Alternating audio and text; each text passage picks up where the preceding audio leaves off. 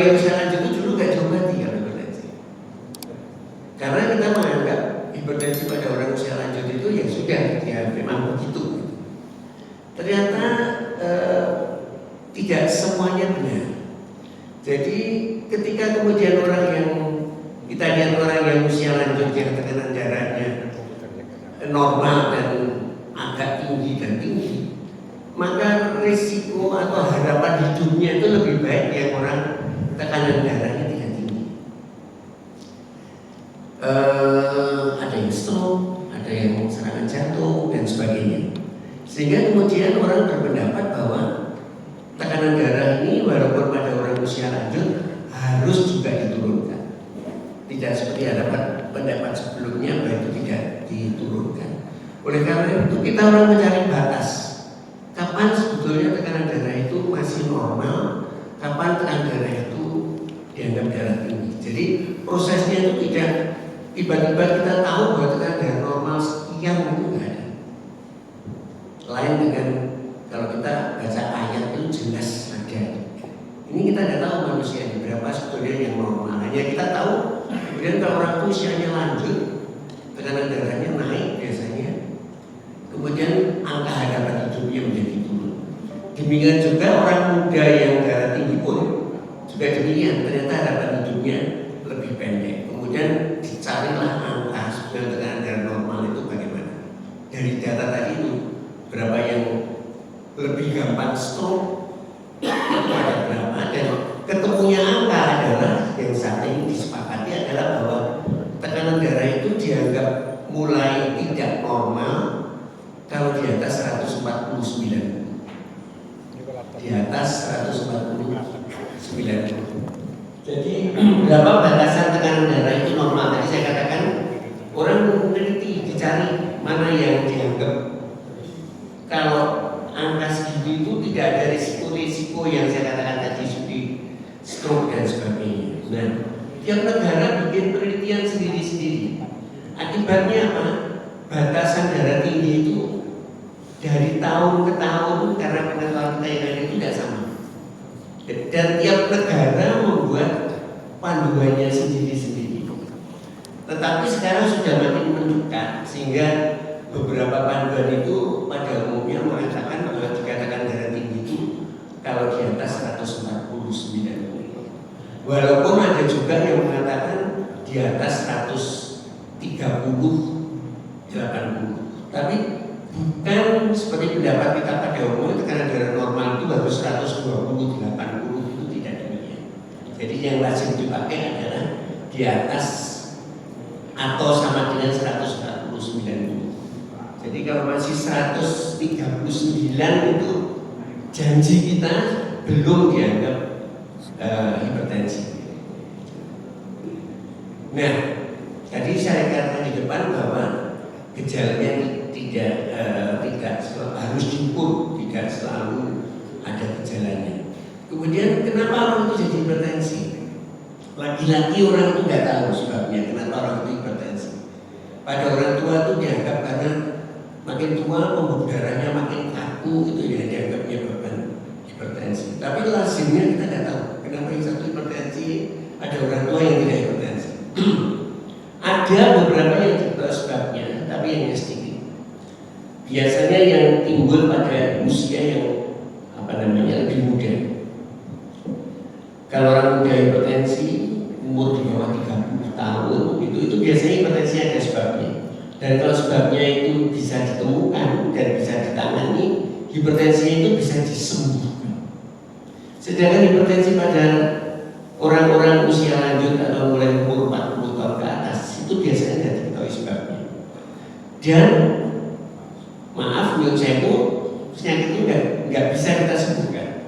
Jadi kalau ada iklan di TV itu sekarang kita dengar obat hipertensi merusak ginjal, maka jangan minum obat ini, saya punya obat yang diminum sebulan sembuh. Pasti lucu. Pasti.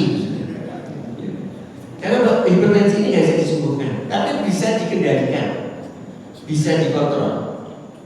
Dan kalau bisa dikendalikan, bisa dikontrol, orang itu bisa hidup atau harapan hidupnya sama dengan orang yang tidak hipertensi. Salah bapaknya dikontrol. Kapan dikontrolnya nanti kita lihat. Faktor apa saja yang berpengaruh? Biasanya dihubungkan dengan keturunan atau bawaan. Biasanya kalau bapaknya hipertensi, ibunya hipertensi, anaknya hampir selalu hipertensi, hampir selalu. Tapi kita berusaha mencegah dengan cara hidup, diatur makannya dan sebagainya supaya si anak tadi ketika tahu bapak ibunya hipertensi berusaha untuk jangan dihipertensi, jangan malah bangga. Pak ini hipertensi, oh iya bapak ibu saya dia kok, jangan begitu. Jadi harus berusaha untuk mencegah juga penyakit-penyakit lain seperti diabetes gitu. Bapak ini diabetes, enggak apa-apa bapak ibu saya, jangan. Diabetes itu bisa juga dicegah. Hipertensi ini paling enggak kita menunda kapan timbulnya, jangan timbul pada usia yang relatif lebih muda. Timbul hipertensi kalau sudah kepala 7, kepala 8. Bapak ini pada saya sudah kepala 7, golongan 7 up sudah itu, ya, bukan 7 up minuman itu. Kemudian lingkungan, dari lingkungan, kebiasaan hidup, cara makan, orang yang banyak apa itu kesibukan, stres dan sebagainya, dan makannya tidak terkendali, ini akan lebih memudahkan terjadinya tekanan darah tinggi. Berapa orang yang sudah hipertensi di lingkungan kita sendiri? Pada orang usia mulai diukur 18 sampai 60-70 tahun, rata-rata orang usia lanjut ini masih lebih banyak. Mungkin kita tidak mengira jumlahnya itu di Indonesia ini di atas 25%. Dia bahkan sampai 30%. Jadi kalau ada orang 3 atau 4 itu, 1 masih hipertensi. Cuman banyak yang tidak diketahui.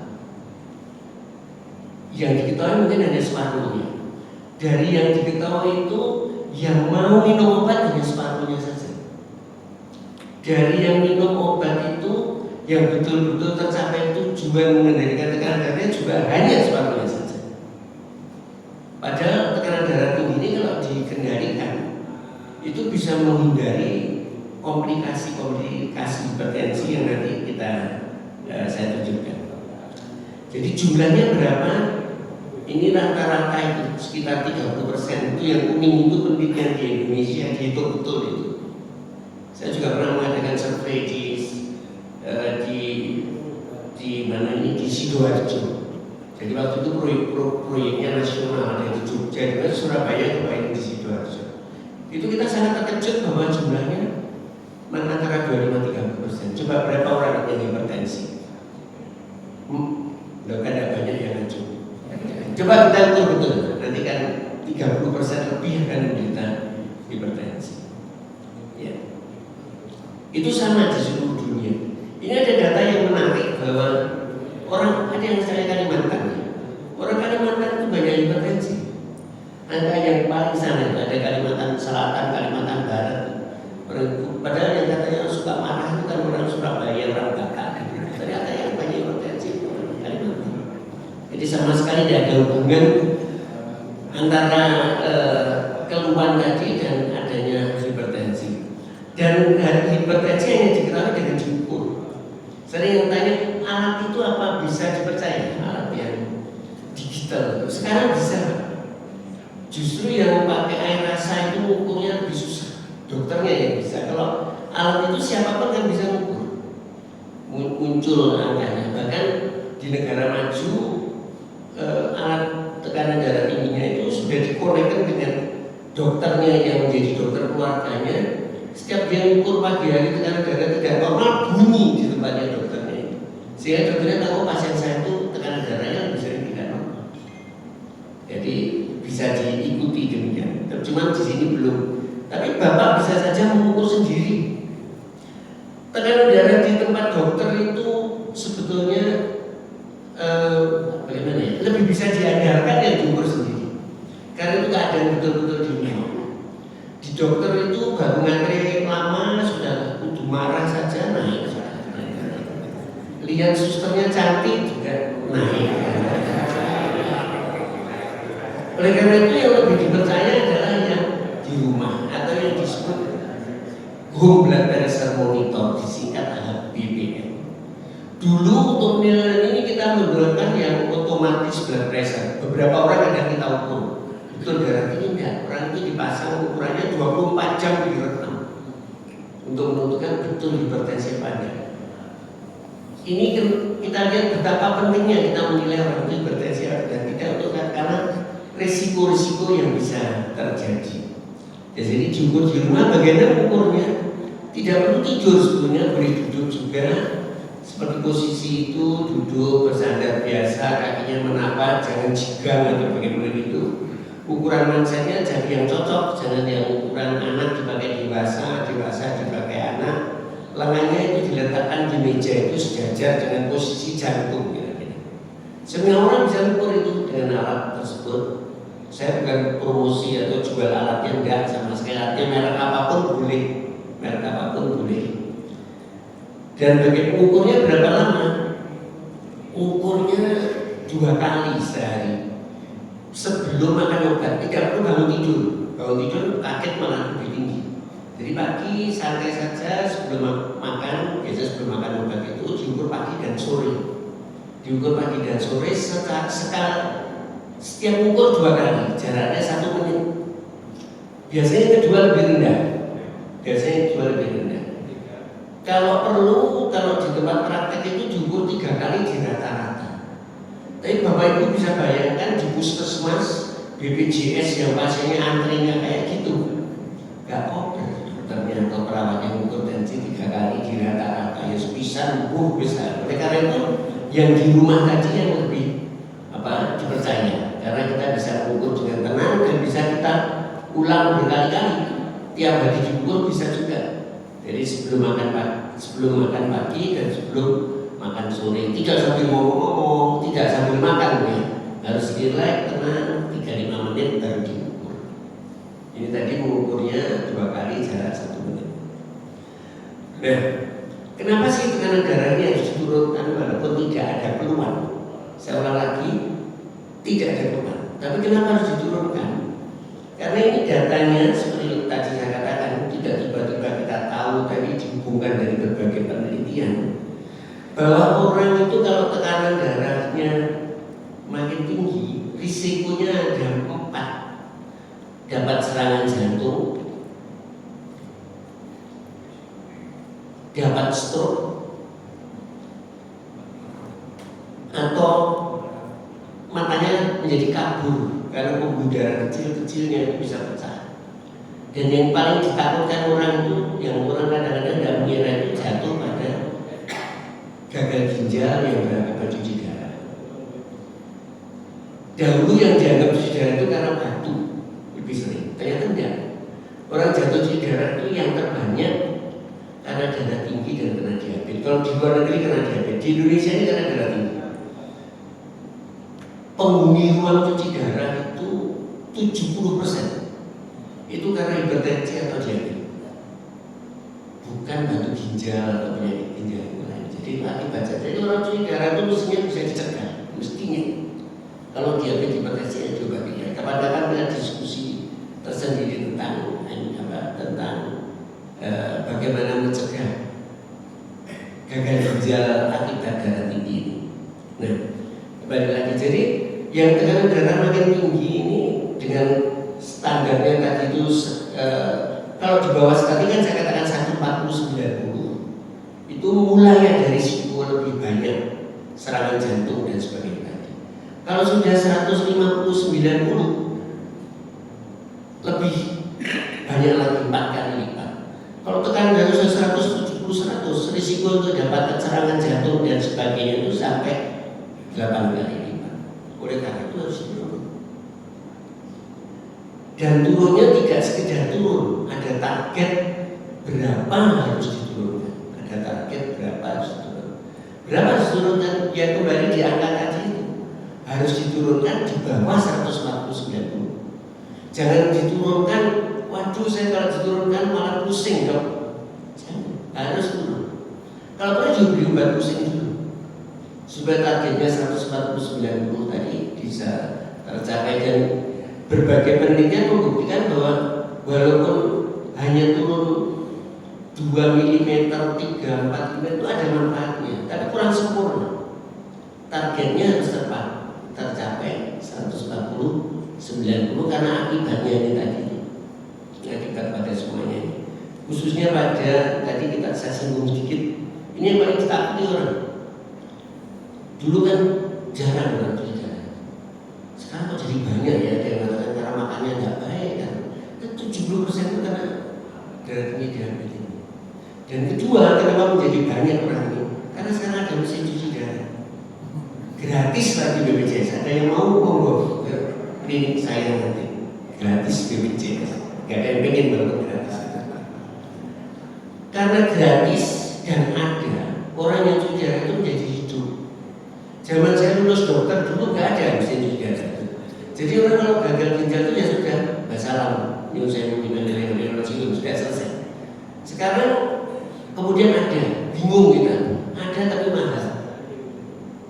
Sekarang ada dan gratis, makanya jumlahnya makin banyak. Ini contohnya, ini penduduk Indonesia saya lihat tadi malam datang malam-malam tak cari. Penduduk Indonesia katanya sekarang 285 juta. 280 ini tadi malam itu 22 meter itu kan gampang sekali. Orang yang cuci darah itu kira-kira 1 promil atau 0,08 promil. Jadi di Indonesia itu kira-kira 250.000 orang yang cuci. Di Surabaya berapa? Kalau penduduk kita anggap antara 3 juta, 4 juta, 1 promil itu berarti orang yang cuci darah di Surabaya ini perlu antara 3.000, 4.000. Jadi perlu mesin cukup banyak. Di Sutomo ini mesin kita ada 60 mesin. Penuh antre-antre nggak cukup. Karena orang mulai sadar bahwa kalau saya sudah saya bisa bertahan hidup. Saya tidak mengatakan memperpanjang hidup ya, itu hak Allah. Saya ingin mengatakan kita bertahan hidup dengan mesin. Dan orang cuci darah itu tidak selalu kiamat, Pak. Ada pasien saya cuci darah yang mulai SMP, SMA, S1, S2 jadi dosen di bulan swasta. Jadi orang dengan penyakit itu masih bisa bertahan hidup. Jadi mencegahnya itu mulai yang normal jangan darah tinggi, yang darah tinggi diobati yang baik. Harapannya tidak terjadi penyakit-penyakit yang menakutkan tadi. Dan ini data dalam rupiah. Orang cuci darah tahun ini saya sebelum saya pensiun ini, saya pensiun di 2014. Saya pensiun tahun umur 25 pada tahun 2015. Itu uang yang dihabiskan itu triliun, Pak, 2,1 triliun bisa jadi pabrik berapa itu? Ini di Jawa Timur saja ini data 2016 itu 456 M untuk biaya membayari orang-orang yang dikeluarkan BPJS untuk darah. Jadi kalau kita mau mengobati hipertensi dengan baik, diabetes dengan baik, mestinya cuci darah ini bisa dicegah. Mestinya bisa dicegah. Cuma kita tuh tidak telaten mengobati. Wah, darah tinggi tidak apa-apa kok. Hipertensi tidak. Tapi kalau sudah jatuh ke sini ini baru orang takut. Jadi sekali lagi pengobatan hipertensi itu menjadi hal yang sangat kunci untuk mencegah komplikasi akibat penyakit lain walaupun dia sendiri tanpa gejala. Berapa harus diturunkan? Tadi saya katakan kalau bisa di 40-90. Kalau orangnya ada diabetes harus lebih normal. Untuk usia lanjut tadi kan ada excuse loh. Saya kok pusing.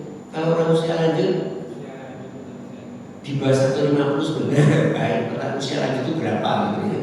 Kita ini kan rasanya muda terus. Ini penelitiannya kalau di atas 70-80 tahun dia nggak pernah. Sekarang itu orang umur 60 itu masih dianggap pemuda kok. Dan saya khawatir umur 30 itu baru dianggap mulai usia lanjut. Jadi sekali lagi jangan sekedar turun yang penting itu, tapi harus tercapai paling enggak di bawah 149 ya, angka yang gampang untuk diingat-ingat karena darahnya diturunkan segitu. Nah ini contoh saja. Yang sepuh-sepuh pasti masih tahun 74, 78 terus ini buku-buku sampai buku itu. Pada tahun segitu itu seperti pendapat kita dulu itu orang yang tekanan darahnya tinggi nggak usah diobati. Waktu itu ngomongnya gitu semua. Biasa saja orang yang hipertensi itu. Jadi untuk kita tidak hidup di situ. Kalau di situ kita dibiarin saja. Kalau sekarang walaupun orang usia lanjut harus juga diobati. Jangan tua aku nggak apa-apa, siap mati atau jangan. Ya, ini sejarah Presiden Amerika pun waktu itu nggak diobati. Karena kemampuan pikir kita belum seperti sekarang. Jadi masih berpikir orang darah tinggi itu wajar-wajar saja. Jadi Presiden Amerika pun waktu itu tidak diobati, sehingga dia mengalami berbagai komplikasi ada. Bagaimana kita hidup bersama hipertensi? Bagaimana supaya tadi targetnya tercapai, tetap nyaman-nyaman saja? Yaitu ada satu dengan obat-obatan dan dua dengan pengaturan cara hidup, modifikasi cara hidup kita. Secara umum, satu menjaga berat badan, jangan gemuk. Saya kalau ngomong gini malu, perut saya masih gede, duduknya kayak begini, tidak boleh. Yang langsing-langsing ini lebih baik. Mari nanti setelah mundur ini pulangnya jalan kaki yang tidak terlalu jauh. Berapa jalan kakinya sudah cukup 30. Kalau bisa kita untuk yang usia lanjut bisa jalan 30 menit, 2,5 sampai 3 kilo itu sudah bagus. Seminggu berapa kali? Kan orang kan ada reportnya, tidak terus kalau bisa seminggu tiap hari ya bagus, tapi asal bisa 4 sampai 5 kali seminggu itu sudah bagus. Aktivitas fisiknya. Tidak akan lari tuh kita. Ya, kalau yang muda lain lagi berani. Pola makan minum yang sehat. Minumnya tidak harus tiap pagi ada yang pagi minum air sagentong, enggak. Ya. Minum itu ukurannya berapa untuk menjaga kesehatan itu? Kalau orang sehat minum berapa pun nggak apa-apa sebetulnya. Tidak perlu dipaksa dan saya dibahas. Kalau orang sudah sakit ginjal itu urusannya lain. Kan kita diskusi tentang minum pada sakit ginjal. Kalau orang biasa asal haus minum tidak apa-apa.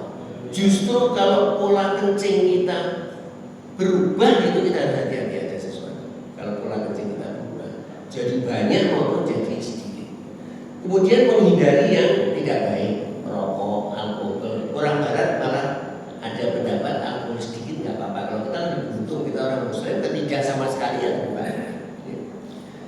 Merokok ini yang susah ya. Satu lagi adalah garam. Di luar negeri, di Kanada itu ada kebijaksanaan peraturan pemerintah yang melarang ada garam di meja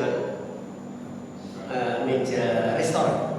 Kita di setiap restoran kan ada garamnya, dan kita pasti dengan gampangnya menaruhkan kecap asin maupun tambahan garam pada makanan kita. Garam adalah salah satu yang sangat berpengaruh pada tekanan darah kita. Garam, kalau bisa termasuk hal yang harus dihindari. Jadi di sana kalau kita mau tambah zat harus minta. Saya minta garam. Kalau di kita kan garamnya tersedia semua di rumah makan. Nah, apa saja yang dianjurkan tadi itu, garam jangan banyak-banyak. Ibu-ibu tahu berapa garam kan disebutkan sekian gram ini. Kalau bisa sehari itu jangan lebih 1 sendok kecil. Dan banyak garam terkandung dalam makanan-makanan siap saji yang jadi itu. Sering ada pengawetnya kan. Saya pernah ceramah di satu tempat. Belum itu kan di negeri barat, Pak Dokter. Di negeri barat pengawetnya semua punya freezer, punya kulkas. Nah, bila kalau di desa kan tidak punya. Pengawet kita semua kan garam. Ikan asin, telur asin, semua itu diawet. Pengawet itu garam sebetulnya. Dan garam-garam inilah yang mencetuskan hipertensi tersebut. Diet yang berimbang, yang cukup sayur.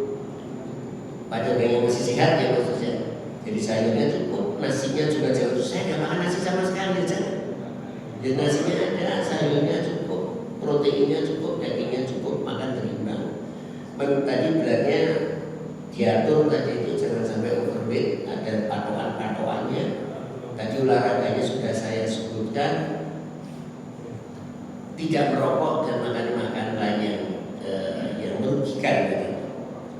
Jadi ini saya sebutkan tadi, makan sayur-sayur dianjurkan, hindari yang berlemak dan garam.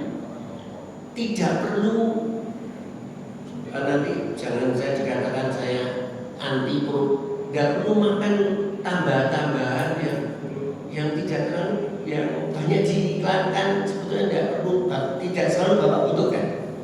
Saya tak nambah kalsium kalsium, saya tak tambah magnesium, karena banyak tagline. Boleh-boleh saja, tapi tidak harus. Tapi mengurangi garam itu yang penting. Atau kalau menambah potasium itu, kalium itu di sayur-sayur banyak. Jadi kalau kita tidak perlu beli itu dan makan sehat saja itu sebenarnya sudah cukup. Jadi sering kita tak tambahnya suplemen dulu biar sehat, tapi yang pokok tidak dijalani. Pokoknya dulu baru suplemen. Jangan suplemen dulu karena ingin makan pokok harus dihindari untuk tidak terpaksa tadi terus malah gagal. Jadi yang pokok dulu baru suplemennya. Ini garamnya tadi jumlahnya. Ini yang saya katakan tadi, olahraganya sudah ada semuanya. Baiklah, kemudian tentang obat-obat. Obat-obat. Jadi tadi di depan saya katakan obat ini diminum seumur hidup. Obat darah tinggi tidak merusak ginjal. Jadi yang di apa itu kan jangan minum obat-obat, tidak merusak ginjal. Sudah terbukti berabad, bertahun-tahun tidak merusak ginjal. Yang merusak itu darah tingginya. Kan sering kita saya pun yang sudah ahli ginjal pun kadang-kadang manusia resep pasien itu tanya, dok ini tidak merusak ginjal. Panjang ini gimana tuh? Saya duduk ginjal masa masih obatnya merusak. Saking hebatnya promosi-promosi tadi di media sosial yang mengatakan bahwa obat dokter itu merusak ginjal. Padahal yang merusak itu bukan obat. Yang merusak itu darah tingginya, hipertensinya, asam uratnya yang rusak, bukan obat. Obatnya wajib untuk menurunkan resiko tadi. Mungkin sekedar tadi itu ada yang mengatakan kayak itu obat-obat. Obat-obat itu tadi ada yang bukan obat. Yang obat-obat itu ringkasnya ada beberapa jenis yang Bapak Ibu mungkin sekarang di puskesmas pun ada. Harga obat generik dan obat yang paten itu harganya bisa berlipat-lipat. Amlodipin coba bandingkan dengan Norvas, harganya beda berlipat-lipat. Padahal kadang-kadang kita perlu berangkat, waktu obat itu tepung saja, saya jangan diminum. Mas tetap ada sebelum dirilis kecuali obat palsu ya. Kalau obat yang resmi dirilis itu sudah ada standar. Jadi bahwa itu tidak perlu khawatir minum obat generik. Kalau punya uang mau beli yang asli ya tidak apa-apa. Tapi kalau di puskesmas ya kan itu pakai saja. Dan obat-obat ini ada semua. Yaitu yang pertama obat yang kalau diminum kemudian menyebabkan kita banyak kencing, mengganggu kadang-kadang, terutama pada orang usia lanjut. Kalau obat ini dipakai berat-berat kencing ke kamar mandi nanti jatuh, patah malah repot. Makanya obat yang menyebabkan banyak kencing ini pada orang usia lanjut tidak begitu disukai. Kemudian Bapak Ibu kenal obat kedua itu yang belakangnya pakai pin. Nifedipin, amlodipin. Kalau yang patennya Norvas adalah Toros, itu obat yang kedua. Jadi sering obatnya ini tidak cukup satu, kombinasi. Kadang-kadang perlu 2, kadang perlu 3, kadang perlu 4. Tidak rusak ginjal sebenarnya. Walaupun kita minum 4 obat, sering itu dodol tidak rusak ginjal saya banyak obatnya sekali. Kalau sepanjang obat itu dibutuhkan untuk hipertensinya, sekali lagi tidak rusak ginjal. Yang merusak adalah hipertensi. Kemudian Bapak kenal obat-obat yang belakangnya pril. Di puskesmas juga banyak, kaptopril, lisinopril dan sebagainya. Kemudian obat keempat yang sering ada itu yang belakangnya pakai tan, sandesatan, irbesatan, valsatan dan sebagainya. Sekali lagi obat ini sering dipakai dalam gabungan. Ada obat tertentu yang tidak boleh dicampur. Golongan pril ini tidak boleh digabung dengan golongan tan. Nanti dokternya masih sudah tahu. Perlu gabungan, tapi ada beberapa yang tidak dianjurkan digabung. Kemudian kalau dengan 3 obat atau 4 obat ini, itu masih ada obat ke-5, obat ke-6, obat ke-7 itu ada. Tetapi kalau sudah 3 obat tidak baik, Bapak Ibu harus konsultasi yang lebih intens pada dokter yang ahli tentang hipertensi. Mungkin ada sebab tertentu yang menyebabkan hipertensinya tidak terkendali. Jadi kalau tidak terkendali, ya wis gak apa-apa ini kan. Jangan. Kalau tidak terkendali sudah 3-4 obat, Bapak Ibu harus konsultasi, minta dikonsulkan dari puskesmas ke dokter yang lebih ahli untuk bidang hipertensi. Sudah mulai terang ya, kita cetatkan. Jadi supaya Anda bisa tanya jawab sedikit. Jadi sering perlu lebih satu obat. Ada obat yang sudah dalam apa tadi itu kombinasi. Karena ada obat ibu, mungkin Bapak Ibu yang dapat asuransi dari perusahaan-perusahaan yang besar itu bisa dapat kadang-kadang ekspor G. Itu satu pil tapi isinya 2 tablet, 2 obat. Itu untuk menghemat biar orangnya tidak makan seperti kalau 3-4 obat kan kayak makan kacang. Jadi itu dikemas dalam 1 pil. Minumnya seumur hidup. Ya, jadi itu sekali lagi obat tadi tidak merusak ginjal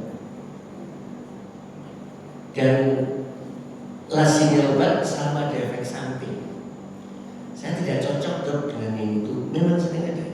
Ya kita ganti kalau tidak cocok. Saya tidak suka dok itu tambah kencing-kencing. Ya kita cari yang tidak. Tapi jangan terus tidak minum obat. Ada yang sering mungkin Bapak Ibu yang pernah diberi obat-obat belakangnya pin itu kakinya bengkak.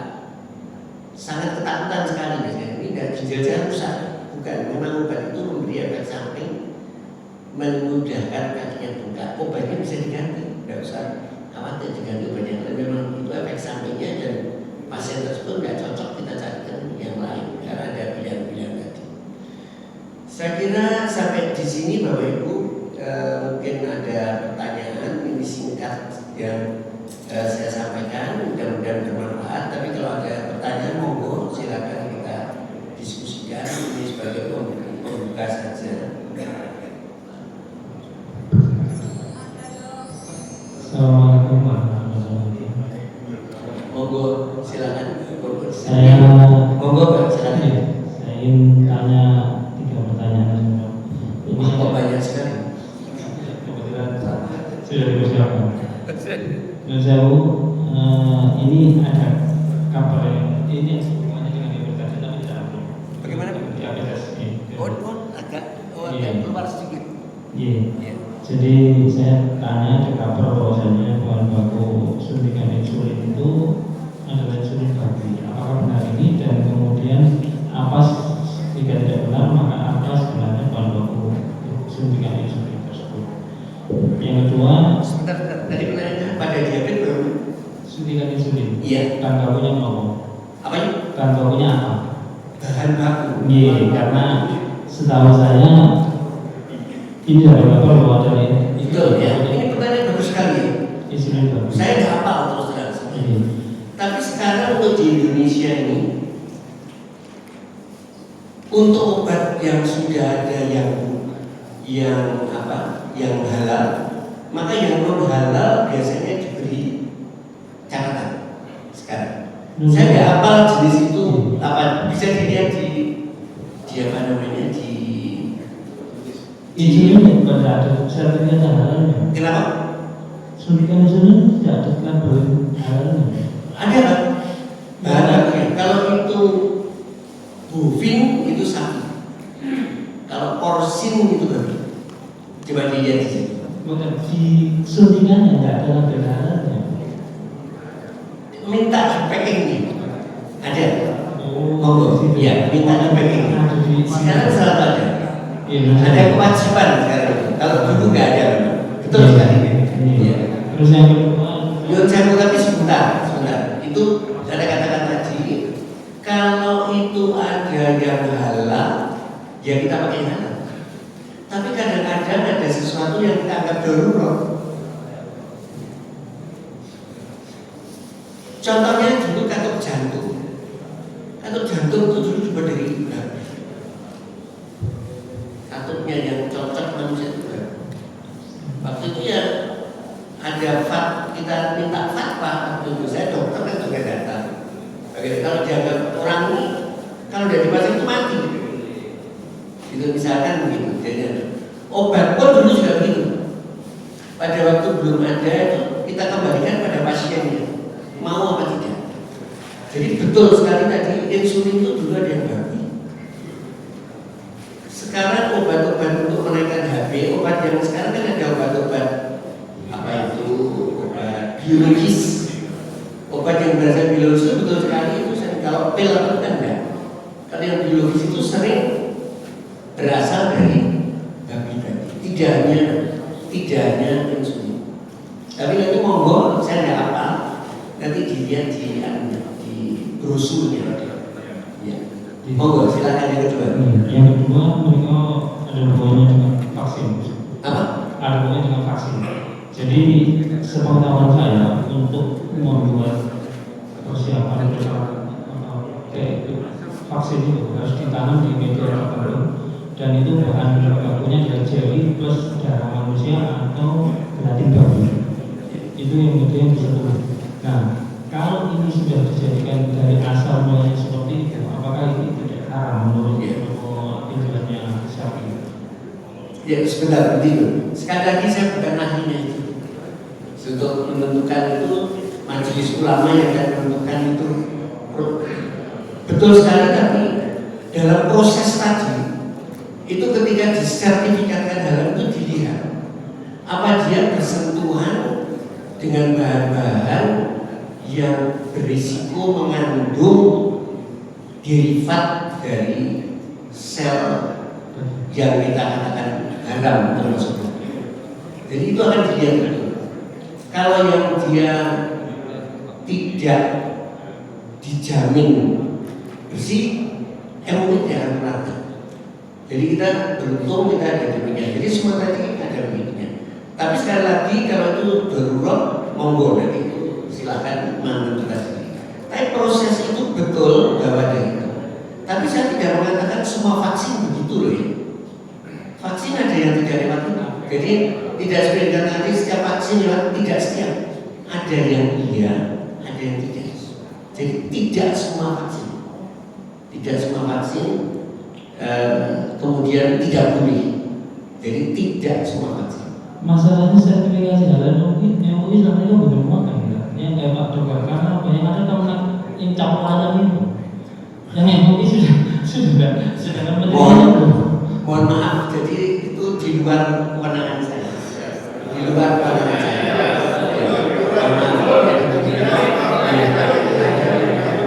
Monggo yang ketiga. Iya, jadi yang ini berhubungan dengan saya bertanya sebagai dokter ya sebagai instansi yang menangani ID, apakah betul-betul untuk usaha untuk memberikan penekanan agar obat-obatan reformasi ini ada apa namanya? Oh ada Pak, pasti ada, pasti ada. Cuma masyarakat kita kan tidak semua muslim, ya itu hak mereka sendiri. Tapi usaha ID, usaha MS ada yang IDC apa namanya bukan organisasi tapi Departemen Agama KMS ada semua itu ada semua itu ada Pak. Jangan terlalu khawatir ya, jangan terlalu khawatir, ada ya. Monggo lainnya ya. Assalamualaikum warahmatullahi wabarakatuh. Oh ibu tolong ibu-ibunya dibangun. Monggo Pak silakan. Saya mau tanya Pak, saya minum amlodipin, saya apa istilahnya silang sama sandesartan 10 mg dengan 5 sandesartannya 8. Suatu saat kadang kaki itu ada bengkak. Iya. Apa benar kalau sandesartan di sama amlodipin itu bisa menimbulkan efek itu? Kedua, kalau ada efek kencingnya berbunyi, ya, itu karena kurang minum air atau karena efek dari obat itu aja. Matur nuwun, terima kasih. Jadi Bapak menggunakan amlodipin dan sandesartan. Pertanyaannya apakah gabungan itu menyebabkan bengkak? Yang menyebabkan yang bengkak yang amlodipin. Sudah kata tadi, yang pin itu yang bisa menyebabkan bengkak. Yang tang tidak. Justru kalau tang digabung pin itu mengurangi risiko bengkaknya. Jadi kalau bengkaknya nggak hilang, yang di stop jangan yang tangan, yang di stop yang pinnya. Paling enggak Bapak bisa mencoba pinnya yang 10 tadi turunkan jadi 5. Tangnya yang 8 tadi itu dijadikan 16. Dengan demikian mungkin risiko bengkaknya diturunkan. Berkurang. Begini catatannya, kenapa pin itu dipakai? Pin itu obat yang paling baik, paling kuat menurunkan tekanan darah, terutama baik untuk orang usia lanjut. Makanya pin itu selalu diberikan pada orang usia lanjut. Tapi kalau bengkak kemudian diganti dengan yang utama. Yang tan dan pril itu lebih bermanfaat untuk melindungi ginjal. Jadi semua itu sebenarnya ada kekhususannya. Nanti dokter pilih mana yang cocok untuk panjenengan. Kalau yang bisoprolol dan sebagainya itu lebih melindungi untuk jantung. Jadi yang itu untuk jantung, yang tan dan pril itu untuk ginjal. Kalau yang pink itu biasanya untuk orang usia lanjut karena dia menurunkan tekanan darah yang lebih. Tiga-tiganya tidak menyebabkan kencing-kencing. Yang kencing-kencing itu obat pelancar kencing, furosemid apa itu. Iya, monggo. Nah, ini mungkin nanti kita cari waktu lain ya. Gitu. Jadi secara singkat, kencing itu kalau benar diperiksa, setelah gue harus kita periksa. Kalau buih itu biasanya karena adanya bahan yang mestinya tidak keluar ke kencing, protein itu ikut keluar, itu menjadi berbuih. Kencing berbuih itu petanda paling awal bahwa tubuh kita itu nggak sehat. Jadi sebelum ada apa-apa itu yang keluar dulu ginjal nggak sehat itu kencingnya berbuih. Jadi karena ada orang kencingnya berbuih itu harus dicari dulu kira-kira benar atau tidak berbuih. Kalau sudah tahu berbuih, kenapa kira-kira? Tapi pasti bukan karena obat, tapi karena penyakit yang sering memberikan kencing berbuih pada awalnya ya hipertensi dan diabetes. Hipertensi yang tidak diobati, diabetes yang tidak hipertensi, petanda awal bahwa ginjal itu tidak sehat adalah kencing berbuih. Jadi monggo nanti kalau berbuih bawa ke laboratorium periksakan apa betul itu berbuih. Monggo Ibu, silakan. Mulai tadi sudah ini terus saya di sana. Waalaikumsalam. Dokter, saya itu menderita hipertensi sejak 1989. Jadi satu ketika itu kan normal terus kemudian saya cek 6 bulan saya tidak kontrol. Akhirnya kan saya dimarahi sama dokter. Memang seperti yang Pak tadi bilang, jamu itu rupanya menjadi obat hipertensi itu harus rutin dan seumur hidup ya. Pertanyaan saya pertama. Terus yang kedua, sekarang ini saya ada kecenderungan tekanan darah saya itu di bawah 100 terus. Jadi kadang 90, 70, 60 kayak gitu. Saya minum selama ini cuma dulu Vandesakan, kemudian diganti Sandesakan. Tapi kelihatannya ya memang kayaknya sama aja mungkin. Terus dikombinasi dengan bisoprolol. Terakhir itu saya kontrol dokter, dokternya bilang kan Sandesakan saya cuma 8 mili, itu separuh. Kemudian setelah turun terus, kalau sekarang kasih saya berlebihan. Jadi rupanya saya itu harus punya alat tadi yang mengukur tensi itu di rumah supaya tahu betul ini saya perlu sakit karena tidak begitu ada dokter.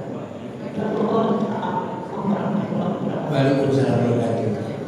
Mungkin baterainya mau habis. Bapak Ibu sekalian, tadi saya katakan bahwa minum obat hipertensi itu seumur hidup. Tetapi memang ada kondisi-kondisi tertentu karena sesuatu hal. Kadang-kadang tekanan darah itu menjadi baik. Ada karena sesuatu hal, banyak beberapa hal yang menjadi baik. Nah, tadi pertanyaannya, tapi Bu, alhamdulillah harus bersyukur betul bahwa ibu sudah 30 tahun menderita hipertensi, tapi ibu baik-baik saja. Kita bersyukur betul. Kalau kita rawat betul bisa, mudah-mudahan bisa semuanya bisa baik demikian. Nah, sebetulnya ada batas sebetulnya. Jadi kita turunkan dari definisi tadi di bawah 140, tapi jangan di bawah 120 kalau bisa. Terlalu rendah. Jadi kalau sudah di bawah 120, obatnya diturunkan dosisnya, atau kalau tadi kombinasi ya salah satu di stop. Jadi terlalu rendah juga tidak baik, terutama pada orang usia lanjut. Jadi di bawah 140, maaf tadi saya tidak sebutkan, tapi kalau bisa terutama pada usia lanjut jangan di bawah 120. Bawahnya di bawah 90, tapi jangan di bawah 70. Ibu betul bahwa pengukuran tadi menjadi sangat penting. Tapi sekali lagi jangan terus bosan tadi, jangan. Penyakitnya tidak pernah bosan loh. Penyakit itu tidak pernah bosan. Kalau kita bosan nanti kalah, nanti penyakitnya tepuk tangan nanti. Saya kira cukup gitu. Ya, monggo silakan. Mungkin masih ada 1-2 lagi.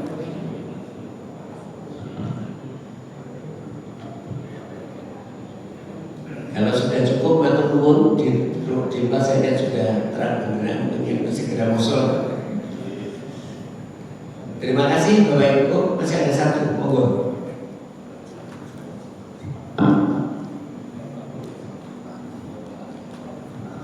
Assalamualaikum warahmatullahi wabarakatuh. Dok, saya hanya ingin menanyakan ukuran tensi saya. Saya kalau tensinya itu 139 atas, tapi yang di bawah itu di bawah 60. Mohon penjelasan solusinya. Saya minumnya kadisata 16. Terima kasih. Wassalamualaikum warahmatullahi wabarakatuh. Pas banget nih 139. Ya, coba kadang-kadang diukur. Kalau cenderung lebih tidak di atas 140, alhamdulillah. Tapi kalau di atas 100 masih kadang-kadang sering di atas 140, mungkin obatnya perlu ditambah mungkin. Kemudian tadi bawahnya berapa? Di bawah 60. Jadi menarik sekali. Pada orang usia lanjut, pembuluh darah ini makin kaku. Itu yang menyebabkan tekanan darah kita itu antara yang atas dan bawah itu makin melebar. 149. Sebetulnya itu juga tidak baik. Berbeda yang besar itu menunjukkan bahwa pembuluh darahnya makin kaku. Nah, ini pertanyaannya, apa kalau kita turunkan yang atas atau apakah yang bawah nanti makin rendah, makin tidak baik? Ada, itu betul. Jadi oleh karena itu, kenapa pada orang usia lanjut tadi lebih dipilih pink tadi, karena dia lebih menurunkan yang atas, yaitu walaupun yang bawah juga turun. Makanya obat tadi selalu kita kombinasikan. Tadi kalau ada yang berbuih tadi itu lebih pilih yang ketan dan pril. Orang usia lanjut itu lebih pilih yang pink. Maka itu kemudian kita gabungkan. Satu obat dengan dosis tinggi dengan 2 obat dosisnya lebih rendah, dua-dua itu efek sampingnya lebih besar yang satu obat dosisnya 2 kali. Kadang-kadang kita kan banyak obat kita takut, lebih baik satu saja tidak. Justru lebih baik gabung, dosisnya sedikit diturunkan. Jadi tadi mungkin tadi sanitasa 16 semuanya tadi, kalau nggak bukan mungkin sanitasa turun ke 8 digabung dengan pinnya, biar tekanan atasnya turun, yang bawahnya tidak makin turun.